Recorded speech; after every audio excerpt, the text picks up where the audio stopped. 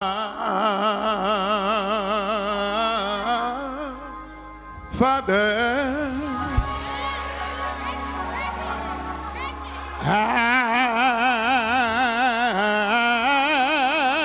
I stretch my hand to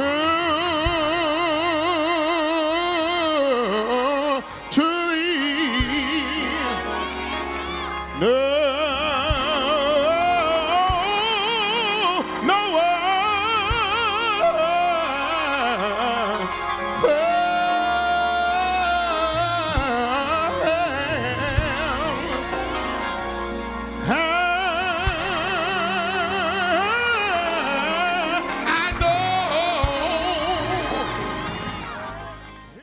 Welcome to the Hall of Wisdom. We thank you again for tuning in every week. Listen, our numbers are good because you continue to spread the word and share it with your family and friends. Listen, you're in for a treat this week. Yes, it's going to be a great treat.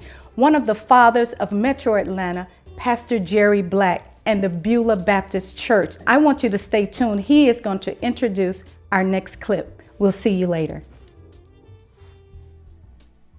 The blessings of God upon each and every one of you. Bishop Stephen Hall was a longtime friend and a brother beloved. He was a powerful preacher and an able proclaimer of God's word. He has left a powerful legacy that will be remembered and cherished by so many of us. I take this time to extend my personal congratulations to Pastor Vanessa Hall, who now succeeds her husband, the late Bishop Stephen Hall, as the pastor of the Rhema Word church family. I pray the abundance of God's favor and blessings upon you in this new role as pastor and your labor as pastor in this area of work in the Master's vineyard. I want to tell you that this message that you are about to hear was a powerful message that the late Bishop Hall preached for us right here in this sanctuary at Beaulah. It was our annual choir day, and he was our special guest, and we had invited him and the Rhema Nation Church to share with us on that very special occasion. It was a special occasion, and we needed a very special preacher, and we invited Bishop Stephen Hall. And it was then, Annual Choir Day 2013, that he delivered this powerful word. It set our hearts on fire here at Beaulah, and we were so greatly blessed. And I know that this message will be a great and tremendous blessing to each of you. God bless you, and God keep you. Amen. Psalms 118 and 24 says, "This is the day which the Lord hath made. We will rejoice and be glad in it." This is the day that the Lord hath made. We will rejoice and be glad in it. I've waited for a very long time to say this, especially in Beaulah. Will the army of Christ grab your neighbor by the hand and tell your neighbor, neighbor, this is the day that the Lord hath made. Now wait a minute. Now you can't say this next part with a frown on your face. You can't say this next part in a lackluster kind of way. but you've got to have enthusiasm and excitement for this next part. Tell them we will rejoice. I believe you. I believe you. I believe you. And be glad in it. You may be seated in the presence of the Lord. I want to tag this text this morning, as the Lord shall give power to preach. I want to talk about making the most of every day. Making the most of every day. Will you just tell your neighbor, you need to make the most of every day. Making the most of every day.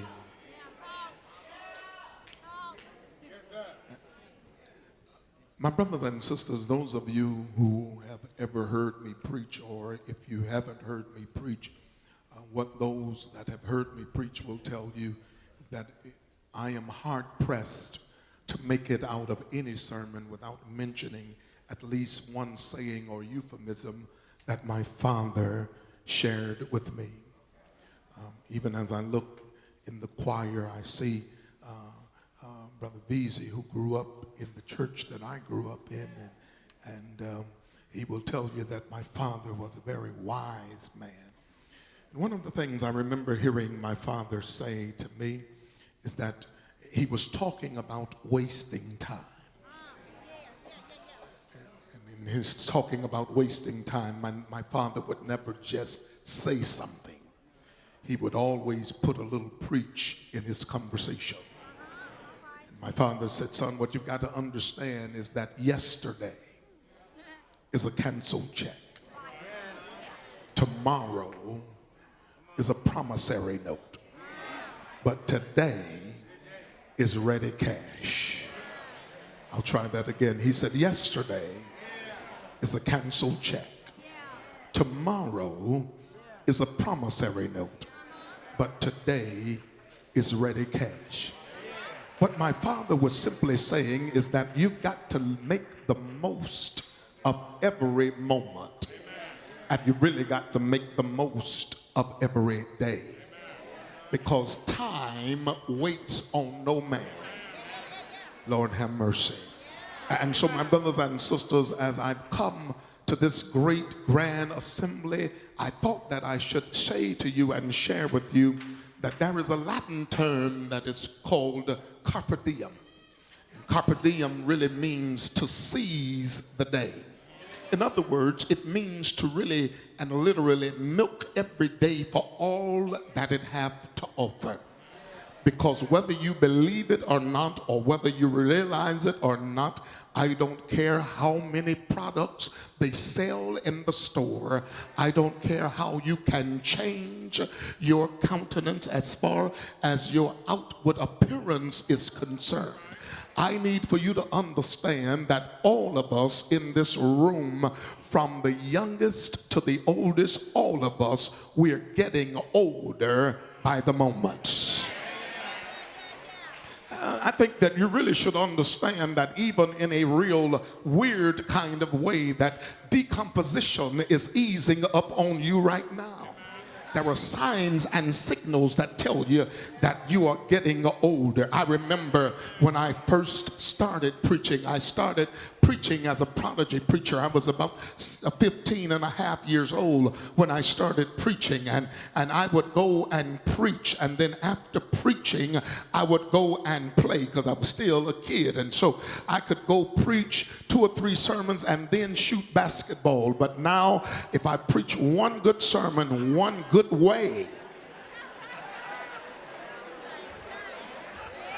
I have to sit down and rest a little while. I remember in my younger days when I would go to bed at night, I would then wake up in the morning and leap out of bed. But because I have passed 40, now before I get up out of the bed, I go through a stage where I get up and then sit up. Oh no, don't y'all handle me like that. I know I'm not the only one in here that have to sit there a moment and let the blood run warm through my veins. Because time is creeping upon us. You will discover that even as young as you might be now, I think I should tell you 10 years and 20 years can go by so fast that you look retrospectively and ask yourself, where have the time gone? I used to have a head full of black hair. And as you can very well see, God has sent his repossession agency.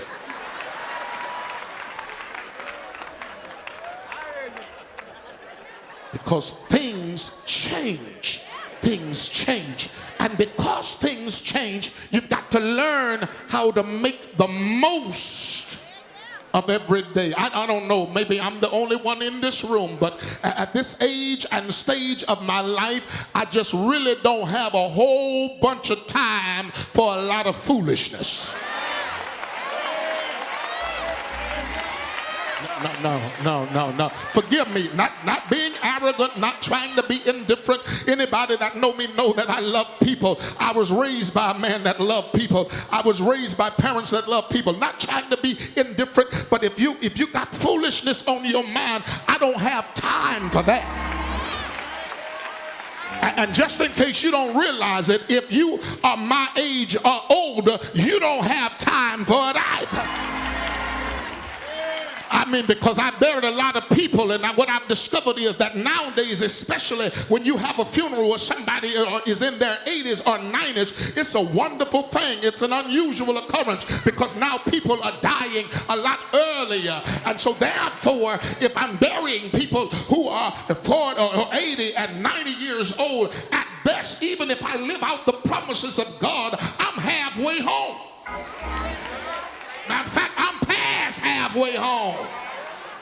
And so therefore, I don't have time to waste. I've got to make sure that all of my moments are managed and all of my moments are valuable. And all of the people that I share my moments with are people that's going to pray, that's going to really value my moments. Stop hanging around people that don't value your time.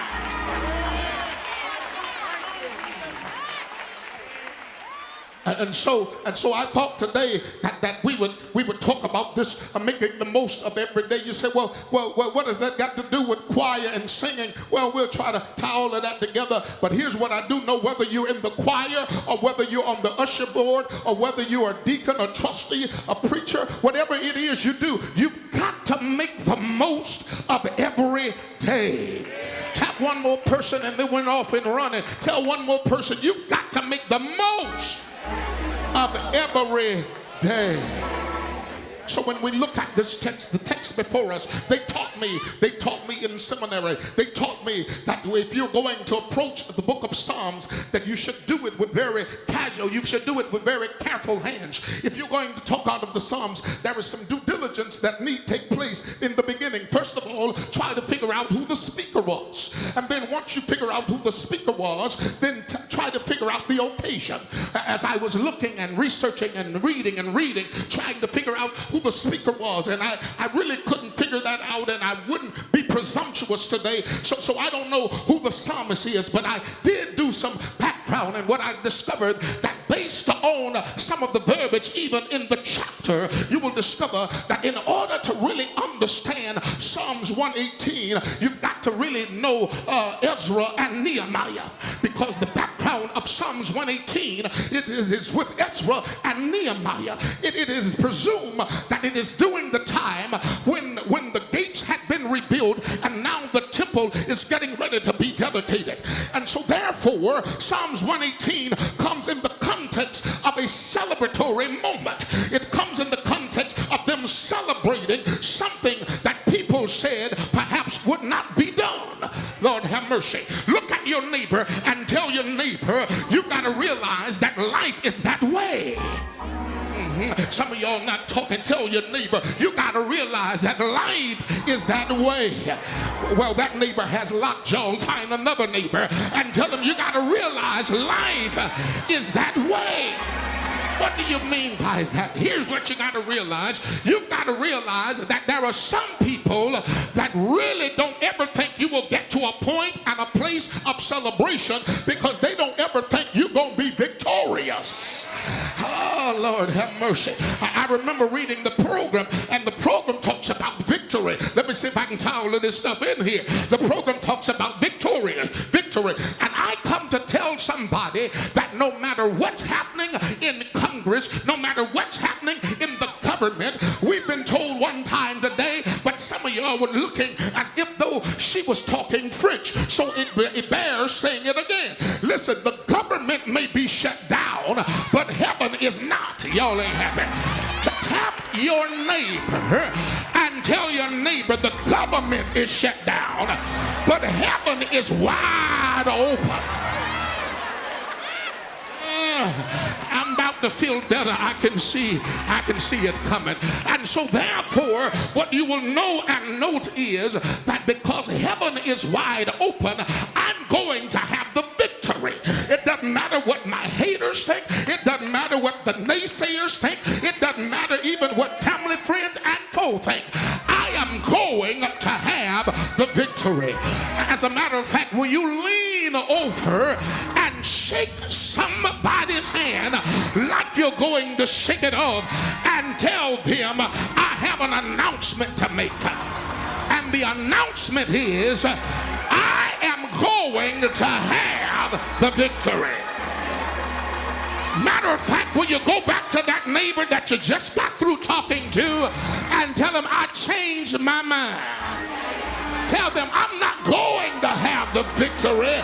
As a matter of fact, I got it right now. I don't care what I look like. I may look like a loser, but I got the victory. I may look like that I'm not going to make it, but I got the victory. I am more than a conqueror. Woo! Lord have mercy. So when we look at this Psalms, it is during the time of celebration. It is during the time of celebration. I thought this psalm needed some special scrutiny because after all, this psalm, Psalms 118, is housed between two significant psalms. It is housed between the longest psalm and the shortest psalm. And therefore, if this psalm is sandwiched between the longest psalm and the shortest psalm, I thought something should be investigated about this particular passage. When you look at the background, understand Ezra and Nehemiah, even though they are in a point and a place of celebration, here's what's important for you to understand, that while you are celebrating, everybody that shows up to the party may not be happy for you. I mean, you didn't say amen too good right there because maybe you have been hoodwinked and bamboozled into believing that everybody likes you and everybody want to see some great things happen for you. And listen, I want to tell you, you don't have to be rude, ugly, or indifferent for people to dislike you. There are some people that dislike you just because you look like you look.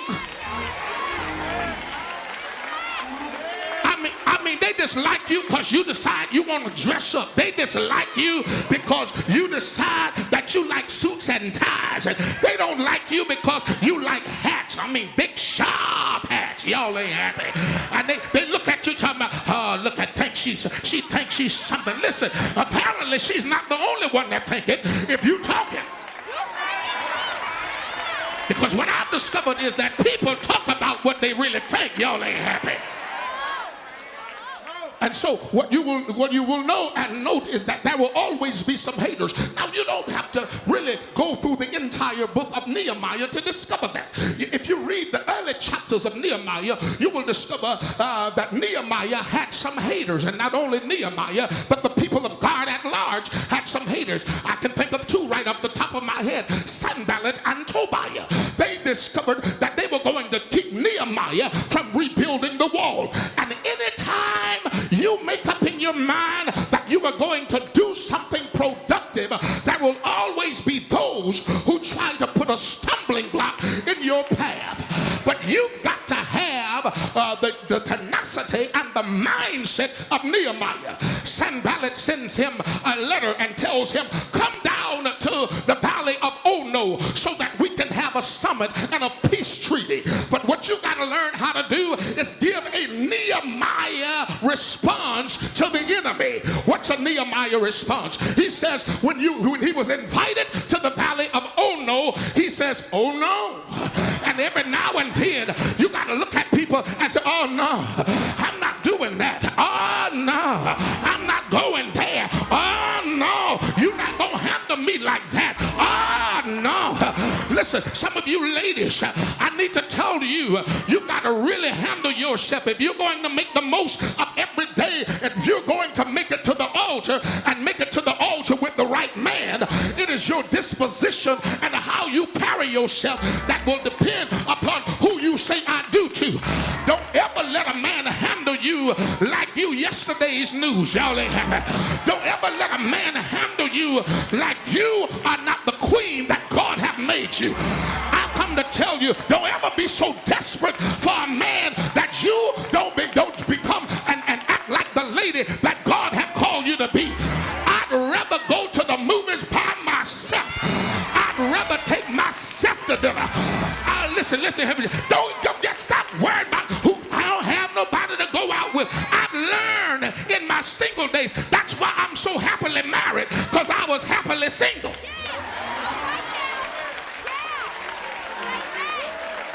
Okay, I'm going to try that one more time. Because some of y'all so worried about being married, you ain't been single yet.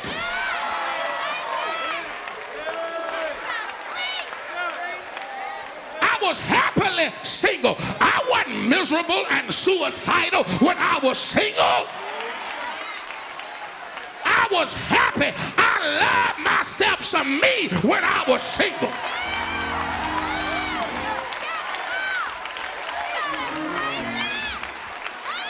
And then once I got married, it was easy for me to love her because I loved me first.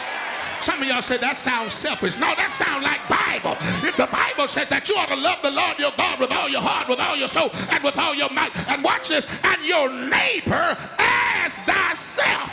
So if you can't love yourself, you can't love your neighbor.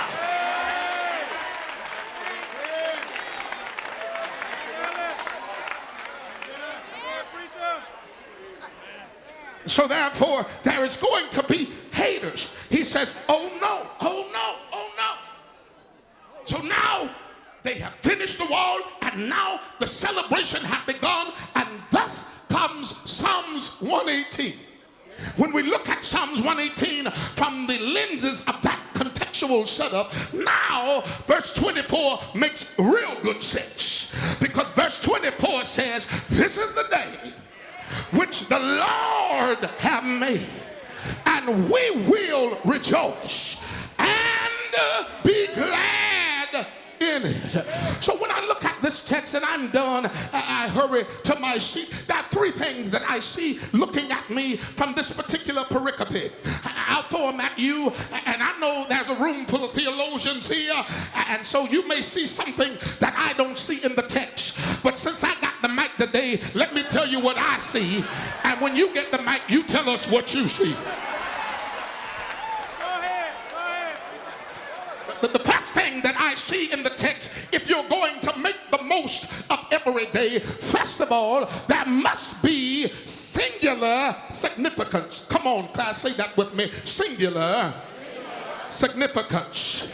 You say, where do you see that? It's right there in the text. Here it is, verse 24. He says, this is the day. Stop.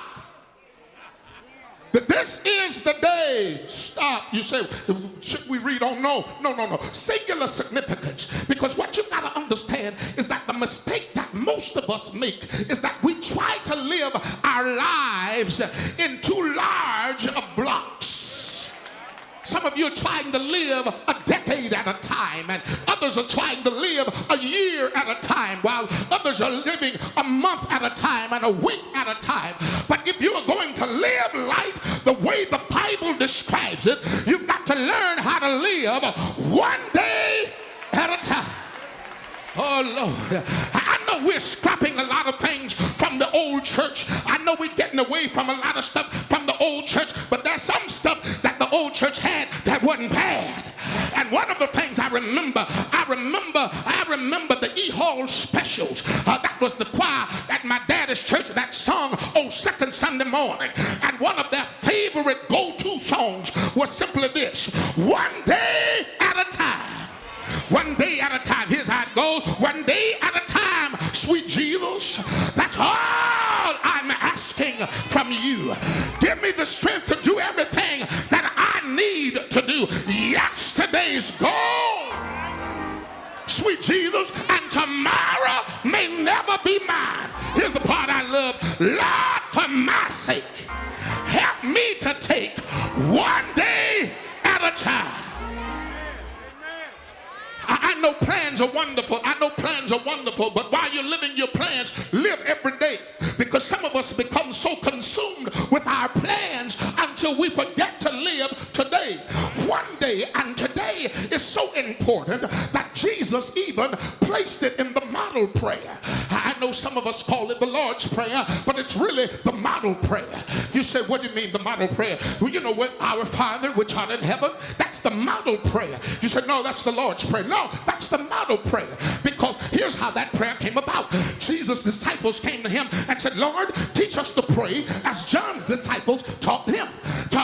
And Jesus said, okay, since that's what you want, here it is. When you pray, say our Father. And he was giving them a model for the prayer. You say, well, where is the Lord's Prayer?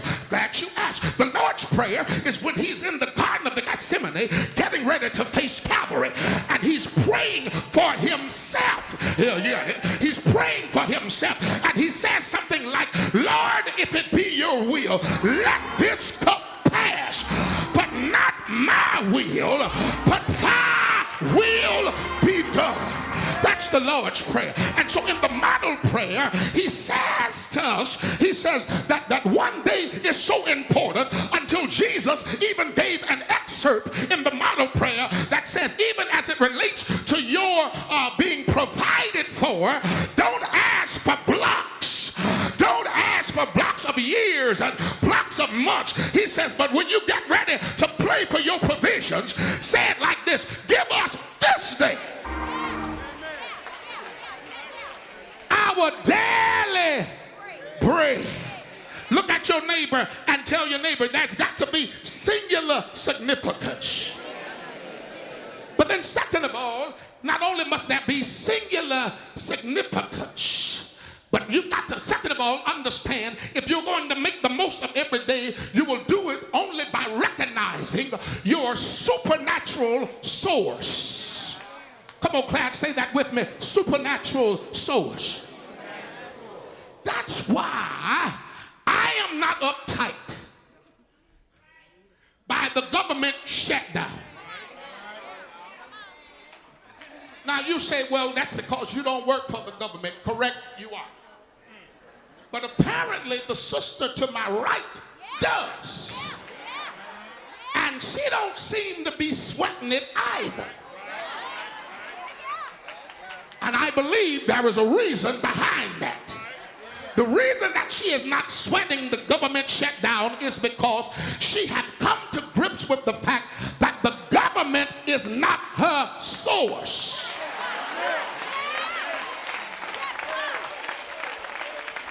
Oh, man. No. The government is not her source. That is her place of employment. But that's not her source. Because if that was her source, then right now she would be losing it. But because she realized that her source is Alpha and Omega, she's holding it together. When you look at your neighbor and tell your neighbor, the government, my job, my family. And for some of y'all, your sugar daddy. Or in these cases now, because of cougars, your sugar mama. They're not your source. Because, listen, here's what I love about the Lord. The Lord allowed people, places, and things to come in and out of your life just to help you understand that you can make it even after they leave you alone.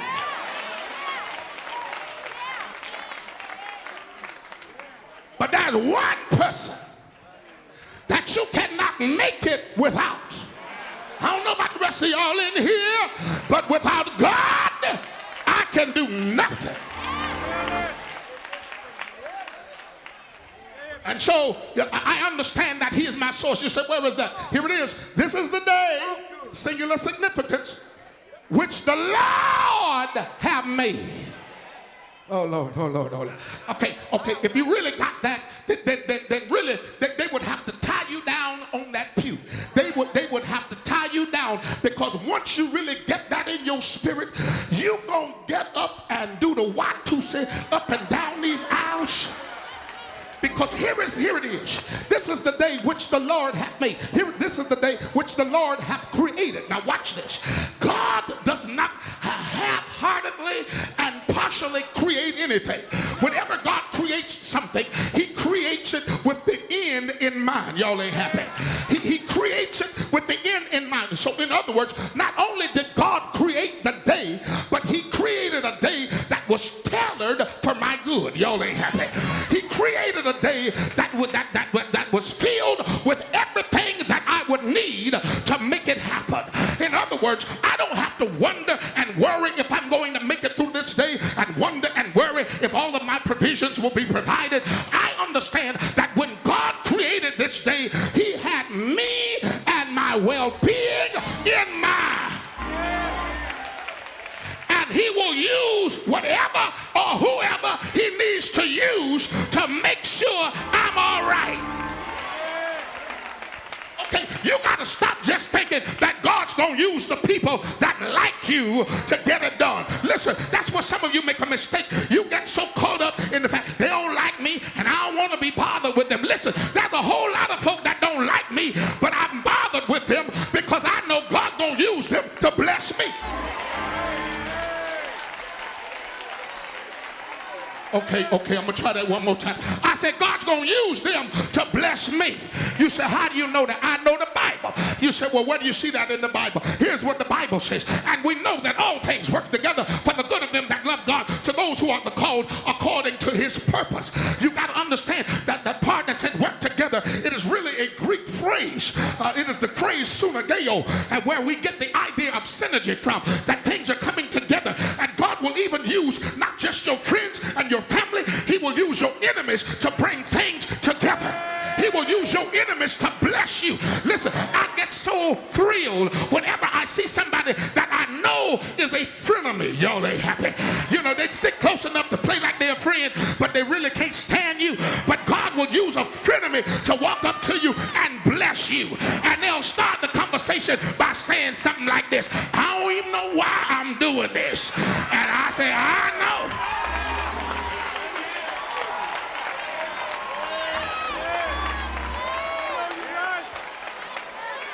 And because sometimes they ain't even got the Holy Ghost, they say, some told me. Hey, some.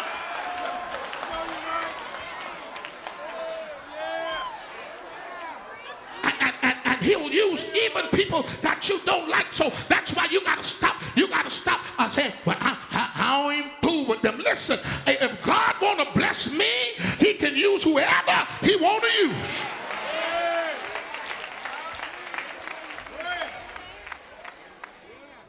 So understand, he is my source. He is my source. He is my source. Look at your neighbor. Tell your neighbor, he's my source. That neighbor not happy. Find another neighbor on your road that look like they have the same kind of crazy look in their eyes like you got in yours, because you know that if anybody can get it done, God can. Look at them and tell them, he's my source.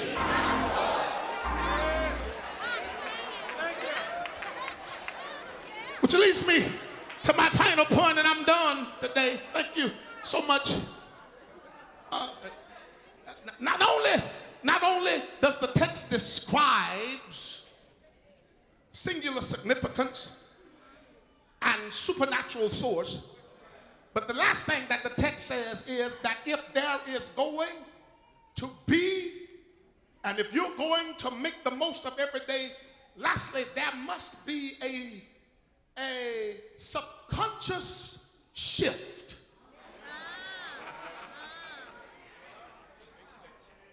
It's got to be a subconscious shift. In other words, you got to change your mind.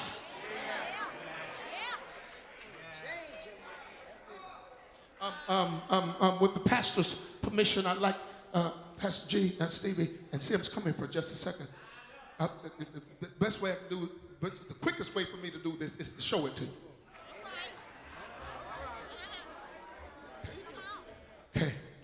Okay. Yeah. G, you get in there. Yeah. Turn on Sims. Set it up. Get him in order. Yeah. So now here it is. You say, I saw the others in the text, but I don't get a subconscious shift. Here it is. This is the day, singular significance, which the Lord hath made, supernatural source. We will rejoice and be glad in it. Subconscious shift.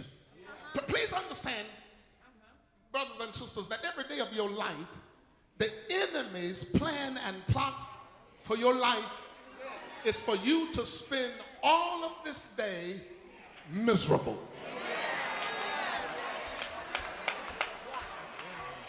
And some of y'all ain't smiled yet, which means he's winning.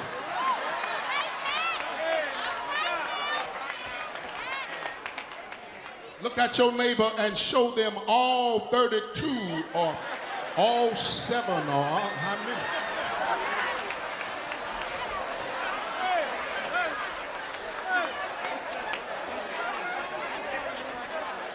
And tell them he will not win. You want to know why? Because I have made a, listen, here's where I am at this stage in my life, Catchers. I'm at this stage in my life. I have made a conscious decision to be happy. Matter of fact, I am so dogmatic about that if you just one of those chronic depressed people, you may not want to hang around me.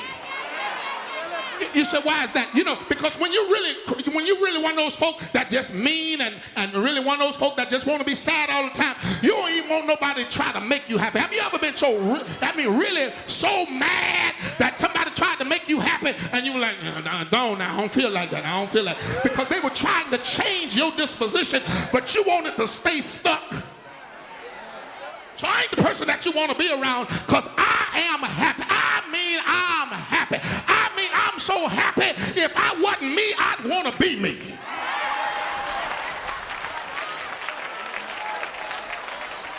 I'm really happy. I'm happy with who I am. I'm happy with who I'm married to. I'm really happy. I ain't sad. I don't go home and look at it. Oh, Lord, not hug it. No, I go home and look. I say, Lord, you must sure enough love me to give me all of this fineness. I am happy. And because of that, I understand why I stay happy. Because I was looking at the text. The text says, we will rejoice. Now watch this. When it says will, it is not just a matter of suggestion as much as it is a matter of commanding your will. You see, happiness is something you command. You don't wait on your circumstances to tell you happy. You tell yourself, I'm happy.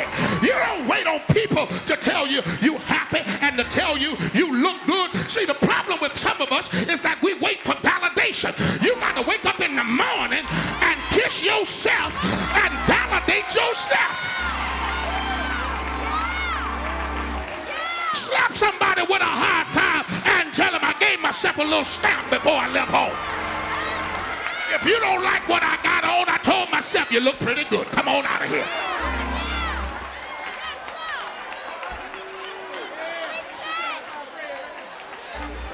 All right? So therefore, I don't have a problem rejoicing. But when I looked at the word rejoice in the Hebrew, it helped me. Because when I looked at the word rejoice, it says, and we will rejoice. So I'm looking for some kind of fantastic praise word in there, because after all, we come in the choir day, I'm looking for some kind of fantastic praise word in there. But do you know what the word rejoice means in the Hebrew? Glad you asked. Here's what the word rejoice means in the Hebrew. It means to spin. I said, come on, Lord. Spin? He says, yes, spin. Okay, so I'm trying to put all this together. This is the day that the Lord has made, and we will spin and be glad. Lord, that ain't gonna work in my sermon. I need a crescendo in, Lord. I don't know if spin is going to be quite what I'm looking. Lord, I'm going to Pastor Jerry Black's church. Mr. A trip to Job's house.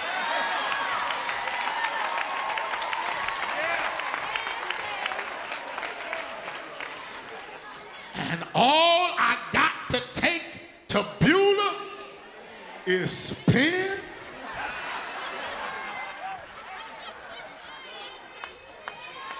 But by the time the Lord got through with me, I was happy in my sanctified soul.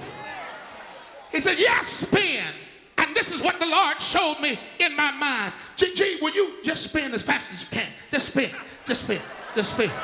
Now, here's what I want to do. Y'all try to catch him. Try to catch him. Try to catch him. What you will discover is that it is hard to catch a spinning man. And all I'm trying to tell somebody is that the Lord says that there are things in your life when you would want to be unhappy and sad, just spin out of it. When it look like things ain't going to go the way you want them to go, just spin out of it. And so, thank you, Pastor. Yes, Lord. Thank you. Come on, Chris, let's go to the house. Yes, Lord.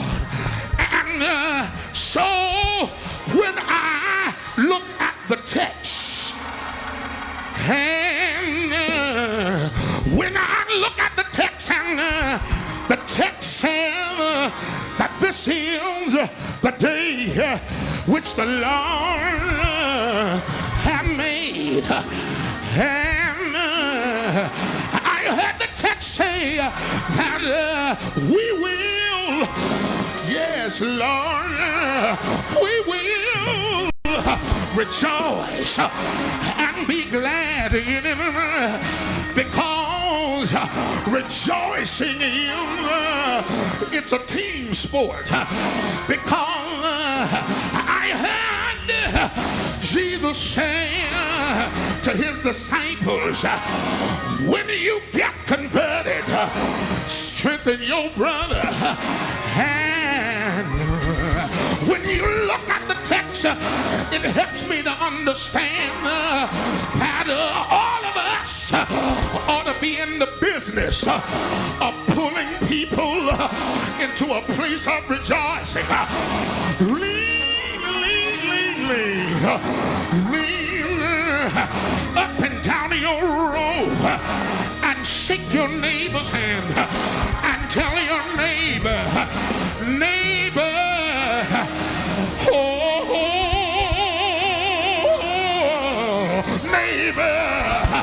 I want you to know that I'm happy, but I'm not going to be satisfied until everybody on my road is happy in the sanctified soul. Lean over, tell your neighbor,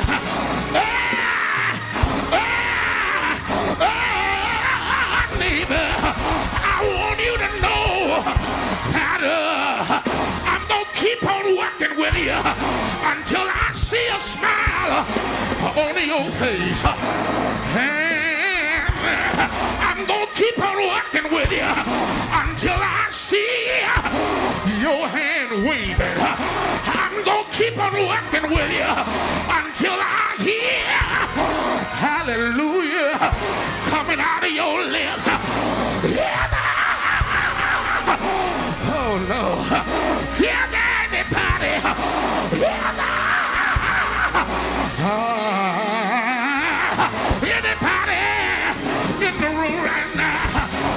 Tell your neighbor, go ahead and rejoice.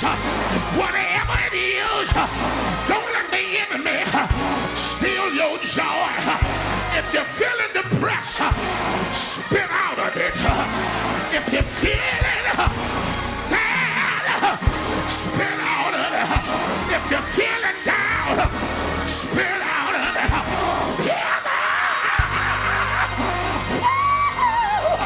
Yeah, anybody that can rejoice, and I wish I could find somebody in the room that can leave your seat. I love Beaulah. I watch you on TV. I wouldn't ask this at any old church, but I don't mind asking it at Beaulah. If you know that you're going to be fine, come out of your seat. Find somebody on the same side or on another side. Cross the aisle if you want, and go tell them whatever it is that got you down. Come out of there. Spit out of it. Y'all ain't happy.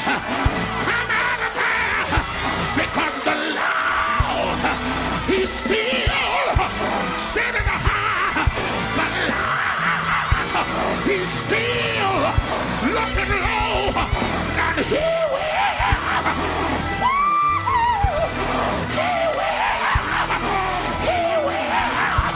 make a way out of no way. Do you know He will? Let me hear you. Say I. Say I.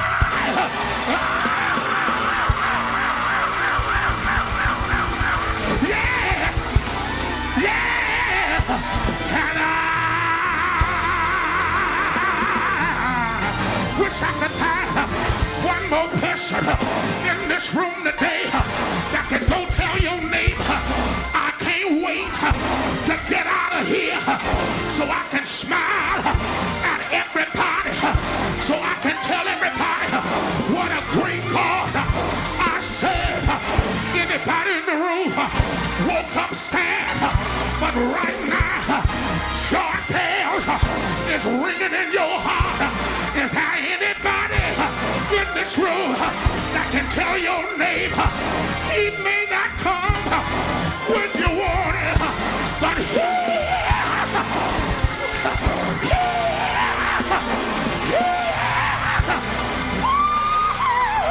always right on time. If you know He is, let me hear you say yeah. Yeah.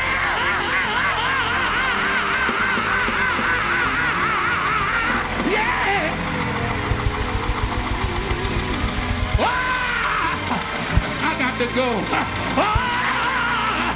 Thank you, Pastor.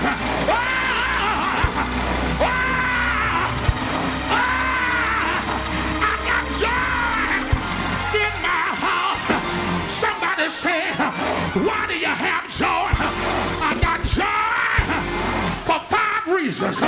He's been good. He's the number 1. He's been good. He's the number 2. He's been good. He's the number 3.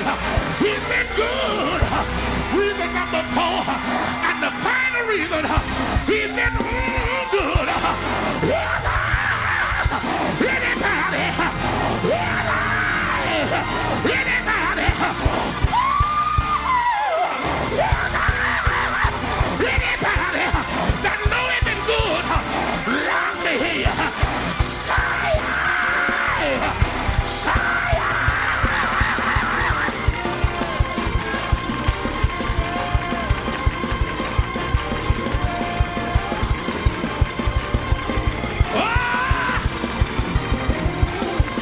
Wait a minute. Listen, I know some of y'all couldn't get it that way, and I know some of y'all say, I like that fast music, but I can't get it that way. So for all the old schoolers like me, they're gonna go back to the fast music in just a minute. I'm going to my seat. But for all of the old schoolers that's in the room, give me E flat. I said, for all of the old schoolers that's in the room, that maybe you can't explain it the way I just explained it, and maybe people don't understand why you spinning, and don't understand why you dancing, and don't understand why you shouting. So I want you to explain it to them this way. If my daddy was preaching, he'd say, ease your arms around somebody. Come on, ease your arms around somebody. Now some of y'all don't know what ease is, because you threw your arms. Ease is when you're slipping around it. Ease your arms around somebody and tell them what the preacher was trying to say was, I tried the man,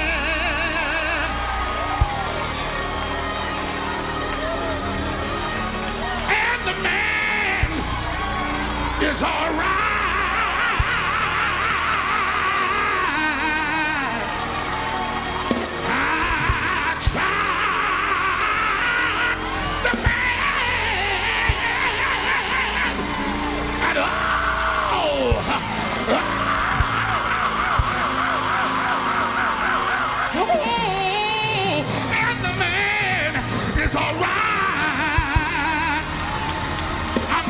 Seat because I want to come back. Can you tell one more person? Tell them I tried the man, and the man is all right.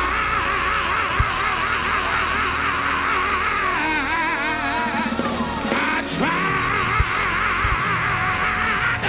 the man.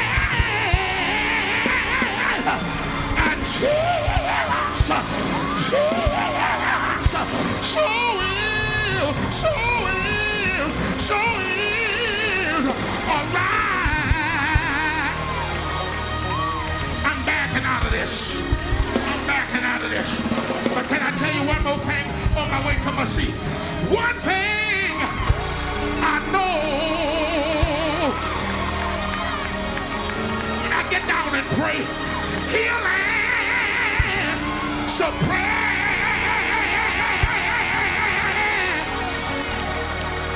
One thing I know, he will.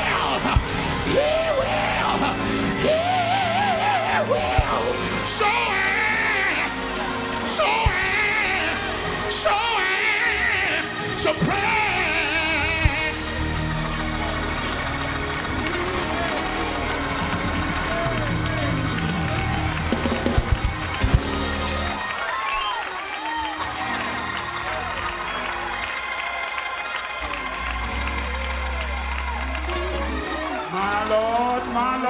My Lord. My God, it was amazing to see Bishop once again and how he blessed the house of Beaulah Baptist Church. Thank you all again for tuning in. Listen, next week it's going to be even better. We have a special presentation from our children, family, and friends on Father's Day. So we want you to stay tuned and we'll see you next week.